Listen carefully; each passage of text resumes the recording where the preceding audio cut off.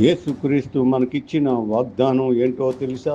మీరు సర్వలోకముకు వెళ్ళి సర్వ సృష్టికి సువార్త ప్రకటించి, సువార్త ప్రకటింపవలసిన భారం నా మీద మోపబడి ఉన్నదని అపోస్తులైన పౌలు చెబుతూ, అయ్యో నేను సువార్త ప్రకటించకపోయిన ఎడల నాకు శ్రమ అని చెప్పి గుండెలు బాదుకొని ఏడుస్తున్న సమయంలో ఎవరైతే సువార్త ఉచితంగా ప్రకటిస్తారో నేను వారికి జీతం ఇస్తానని ప్రభువు చెప్పారు.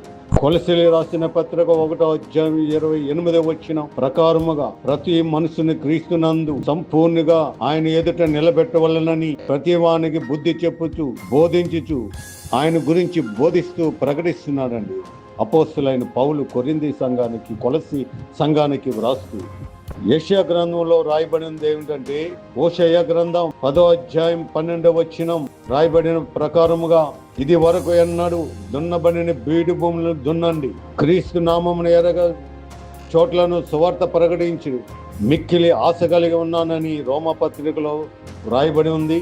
కాబట్టి దేవుని బిడ్డలారా, మనకు ముందు అనేక సంవత్సరాలు ఆయా భక్తులు విత్తిన విత్తనాలు మత్తయి సువార్త 13వ అధ్యాయం చూసినట్లయితే, ఆ కొండ ప్రాంతాల్లో విత్తనాలు దేవుని మాటలు చెప్పి అక్కడ అనేక మందిని దేవునిలో నడిపించిన మన పెద్దలు, దైవ సేవకులు ఆ ప్రాంతానికి, కొండ ప్రాంతాలకు వెళ్ళి ఉన్నారు. ఇప్పుడు అనేక మంది దేవుని వాక్యం అందక కొండ ప్రాంతాల్లో, అడవి ప్రాంతాల్లో మరి ఎవరు వస్తే మనల్ని రక్షిస్తాడా అని ఎదురు చూసిన కొండ ప్రాంత ప్రజలు అనేక మంది చూస్తున్నారు. నేను ఉద్యోగం చేస్తూ అలాగే సాహసకార్యాలు చేస్తూ ఈ వాక్యాన్ని పట్టుకొని కొండ ప్రాంతాల్లో, అడవి ప్రాంతాల్లో సువార్త ప్రకటిస్తూ వెళ్తున్న సమయంలో ఎర్ర జెండా పట్టుకొని తలపాగు చుట్టుకొని లక్షలైన దళములో తిరుగుతున్న ఒక వ్యక్తిని చూసినప్పుడు ఆ వ్యక్తిని దేవుని ప్రేరేపణ బట్టి వారి దగ్గరికి వెళ్ళి యేసుక్రీస్తు తాలూకు ప్రేమ వాక్యాన్ని వారికి చెప్పి వారికి ఇంటికి ఆహ్వానించి దేవుని వాక్యం పాటలు పాడించి ఈరోజు అనేక ప్రాంతాల్లో దేవుని సువార్తగా, సేవకుడుగా ఆయన వెలుగొందుతున్నారు. బాలాజీగా ఉన్న నేను బాలన్నగా మారాను. నిద్రలేని ఎన్నో రాత్రులు గడిపాను. అడవిలో ఒంటరిగా ప్రయాణమయ్యాను. ఆకలితో అలమటించాను. ప్రాణభయంతో క్షణక్షణం పరుగులెత్తాను.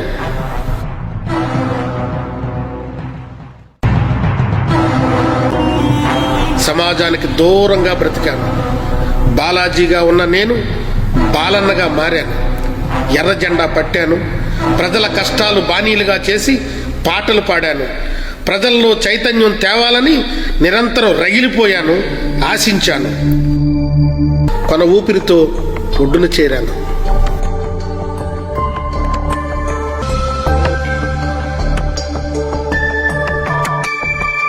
బాలాజీగా కళాన్ని పట్టాను. కళాన్ని వదిలి బాలన్నగా మారి ఆయుధాన్ని పట్టాను. ఆయుధాన్ని విడిచిపెట్టి జాన్ పీటర్గా 2 అంచులు కలిగిన ఖడ్గమనే బైబిల్ను పట్టుకున్నాను. ఎవరి చేతిలోనో కాపాడబడి చివరికి ఇంటికి చేరని నేను సువార్త బృందంతో వచ్చిన ఉక్కు నూకరాజు అనే దైవజనుని ద్వారా సువార్తను విని, యేసుక్రీస్తుని గురించి విని మారు మనస్సు పొంది నిజదేవుణ్ణి అంగీకరించి పాస్టర్ అకులా గారి చేతుల మీదుగా బాప్తిస్మం పొందాను. ఆస్తిని, అన్నదమ్ములను, చేసిన ఉద్యమాన్ని, ఉద్యోగాలను విడిచిపెట్టి యేసుక్రీస్తును ప్రకటిస్తూ నర్సీపట్నం ప్రాంతంలో ఎర్రవరం అనే గ్రామంలో పరలోక దేవుని ప్రకటిస్తూ ఉన్నాను. ఈ క్రిస్టియానిటీకి కానీ లేకపోతే క్రైస్తవ్యానికి కానీ నేను ఎప్పుడు దూరంగానే ఉండేవాడిని. నా అలవాట్లు కానీ, నా చదువు కానీ, నా స్నేహితులు కానీ అందరూ కూడా మరి బయట తిరిగినటువంటి పరిస్థితులు. నా సోదరులందరూ కూడా నేను నేర్చుకున్న అలవాట్లు, నేను చేసినటువంటి ప్రయత్నాలన్నీ కూడా క్రిస్టియానిటీకి వ్యతిరేకం అన్నమాట. రోజు శ్రీకాకుళం అడవుల్లో నేను ఉద్యోగరీత్యా వెళ్ళినప్పుడు దూరంగా నాకు పాటలు వినబడుతూ ఉన్నాయి. ఏంటి పాటలు అని చెప్పి దగ్గర పాటలు, ఎర్రజెండా పాటలకి ఆకర్షితున్నైపోయి వాళ్ళతో పాటు జెండా పట్టుకొని నేను కూడా వెళ్ళిపోయాను. ఆ భావాలు నచ్చి వాళ్ళని వెంబడిస్తూ వాళ్ళతో పాటు ఒక 2 సంవత్సరాలు తిరిగాను. ఎర్రజెండా పట్టుకొని తిరిగినప్పుడు నేను పాడిన పాట విని ఉక్కునూకు రాజు గారు నన్ను తీసుకెళ్ళి క్రైస్తవ్యాన్ని పరిచయం చేయడానికి నేను పాడిన ఆఖరి పాట. ఆ పాట పాడిన తర్వాత నేను రాసిన క్రైస్తవ పాట కూడా పాడతాను. పేదరికం పెంచిన వయస్సు పేలికల్లో ముడుచుకుపోగా చూడరాని చోటునల్లా చూపులతో తడిమే లోకం కళ్ళు పొరలు కమ్ముకుపోయి తల్లి చెల్లి జ్ఞాపకం.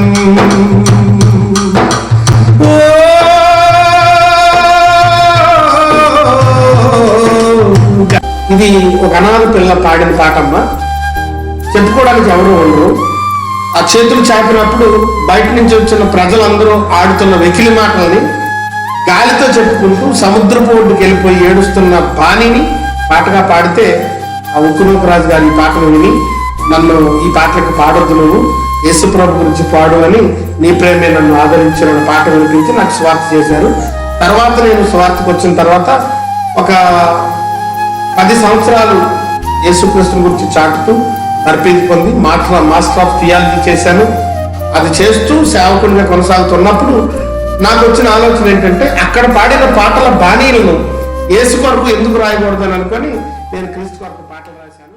మరొక వ్యక్తి లక్షలైట్ల దళంలో ఉన్న నల్లమల్ల అడవుల్లో ఉన్న భాస్కర్ గారు, ఆయన పేరు డానియల్గా మార్చుకొని అనేక ప్రాంతాలు అనేక రాష్ట్రాలు దేవుని సువార్త ప్రకటిస్తూ ఆయన కూడా దేవుని సేవ కొరకు ప్రోత్సహించండి దేవుని బిడ్డలారా. Praise Lord. యేసుక్రీస్తు నామములో మీ అందరికీ ప్రత్యేకమైన వందనాలు. దేవుని బిడ్డలారా, నా పేరు దానియేల్ రాజు. నేను నక్సలైట్ గ్రూపులోనికి వెళ్ళి అక్కడ కొన్ని సంవత్సరాలు అరాచకాలు చేసి బయటకు వచ్చి యేసుక్రీస్తుని నమ్ముకున్న తర్వాత, రక్షణ పొందుకున్న తర్వాత విశాఖపట్నం వచ్చానండి. విశాఖపట్నంలో ఉక్కు నూకరాజు గారు, ఉక్కు సాల్మన్ రాజు గారు గొప్ప దేవుని సేవకులండి. ఆయన నన్నెంతో ఆదరించినటువంటి వారు, నన్నెంతో ప్రేమించిన వారు.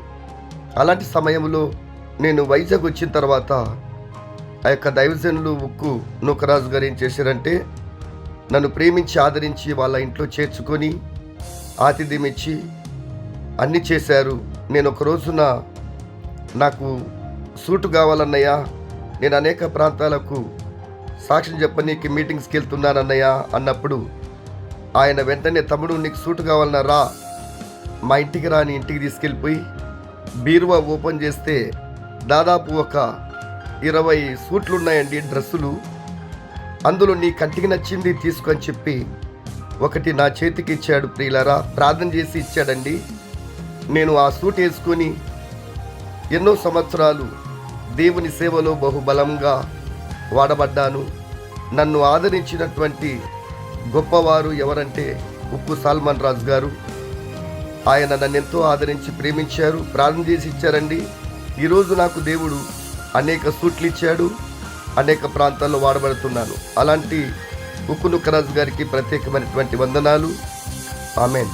అలాగే అరకు ప్రాంతంలో 1913 సంవత్సరంలో అక్కడ మీటింగ్లు జరుగుతున్నప్పుడు ఆహ్వానించినప్పుడు అక్కడికి వెళ్ళి గంజాయి అమ్ముతూ డ్రగ్స్ తోని స్మగ్లర్స్ ఇలాంటి అలవాట్లు పడిన యవనస్తులు వచ్చినప్పుడు దేవుని వాక్యం ప్రకటించి అక్కడ కూడా ఆ 10 మంది యవనస్తులు దేవుని చేత పట్టబడి మరి వారు కూడా సువార్త ప్రోత్సహించి ఈరోజు అనేక ప్రాంతాల్లో సేవకులుగా వెలుగొందుతున్నారు. Praise lord. దేవాది దేవునికి మహిమ ఘనత ప్రభావములు కలుగును గాక. ఈయన చిన్న సాక్ష్యం. నా పేరు, తల్లిదండ్రులు పెట్టిన పేరు జనిరాజు. నా ఆత్మీయులు పెట్టినటువంటి బాప్తిసం తర్వాత పేరు జయ ప్రేమరాజు. సాక్ష్యం ఏమిటంటే 2013వ సంవత్సరమున మరి 3 దినాల సభలు పెట్టుకున్నాం మా యొక్క ప్రాంతాలలో. మా ప్రాంతము ట్రైబల్ ఏరియా మాది. 2013న 3 రోజుల సభలు దేవుని మహాకృప వలన చక్కగా జరిగాయి. ఆ సభలకు మరి ఇచ్చేసి వాక్యోపదేశులుగా పిలువబడి వచ్చినటువంటి దాసులు, దైవజనులైనటువంటి ఉక్కునూకరాజు గారు అయ్యగారు రావటం జరిగింది. ఆయన యొక్క వర్తమానము, ఆయన యొక్క ద్వారా దేవుడు మాట్లాడినటువంటి వాక్యాల ద్వారా మేము పురికొల్పబడ్డాము. యవన కాలములో ఉన్న మేము 3 రోజుల సభల తర్వాత దేవుని యొక్క సువార్త, ఆ వాక్యము విన్నచే ప్రభావితం చెంది మాలో మంట పుట్టి ఆ మండుతూ అనేకులను మండించాలనే ఒక భారము దేవుడు తృష్ణ మా హృదయాలలో కలిగించినప్పుడు మేము ఒక యూత్గా ఒక 10 మెంబర్స్ టీముగా కలిగి కొన్ని ఏజెన్సీ మారుమూల ప్రాంతాలలో కొండలు ఎక్కుచూ సువార్త చేసుకొని తదుపరి 10 మందిలో ఒక 5గురు సేవలోకి మేము వచ్చాం. ఇప్పుడు మేము పరిచర్య చేస్తూ ఉన్నాం. ఈరోజు చక్కని సేవలో ఉన్నాం. ఆ సేవ మరి ట్రైబులు మా యొక్క ఏజెన్సీలోనే మా పరిచర్య జరుగుతున్నాము. మరి మా పరిచర్య విస్తరింపబడాలి. మా ఏజెన్సీ ప్రాంతాల్లో ఇంకా అనేక సంఘాలు కట్టబడాలి. దైవజనులైనటువంటి ఉక్కునూకరాజు గారు అయ్యగారు ద్వారా, ఆయన వాక్యం ద్వారా మేము వెలిగించబడ్డాం. ఆయన మా మధ్యకు వచ్చినప్పుడు ఈరోజు ఆ యొక్క దైవజనుల యొక్క వర్తమానము ద్వారా ఈరోజు ఈ పరిచర్యలో మేము ప్రభు సేవలో ఉన్నామని తెలుపుకుంటూ ఉన్నాను. మరి ఈ యొక్క పరిచర్య ఈ సమస్త డినోమినేషన్తో పొత్తు లేకుండా ఇండివిజువల్ పరిచర్య మాది. దేవుడు నాకు ఇచ్చిన దర్శనము సమస్తలతో డినోమినేషన్లతో కాకుండా దేవుడిచ్చిన దర్శనము, తలంతు, ఇండివిజువల్ పరిచర్య 2013 నుంచి ఈ 2025 వరకు 11 సంవత్సరాలు నడుచుకుంటూ ఉంది పరిచర్య.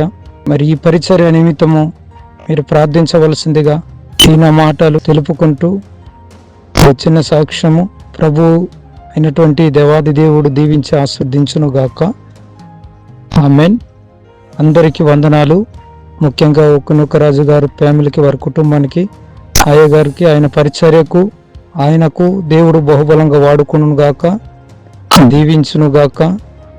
ఇటు ఉద్యోగము చేస్తూ అటు దేవుని సేవ చేస్తూ అనేక మందికి దేవుని సువార్త ప్రకటిస్తున్న సమయంలో దేవుని ఆత్మ అనేక మంది మీద దిగి వారందరిని కూడా దేవుని వైపు తిరగగలుగుతున్న కారణం ఏంటంటే నా శక్తి కానీ, నా బలము కానీ, నా ఆలోచన, నా జ్ఞానము కాదు కానీ యోహాను సువార్త 6వ అధ్యాయం 44వ వచనం ప్రకారముగా నన్ను పంపిన తండ్రి ఆకర్షిస్తేనే గాని ఎవడు ప్రభు వద్దకు రాడు అని దేవుని లేఖనంలో రాయబడి ఉంది.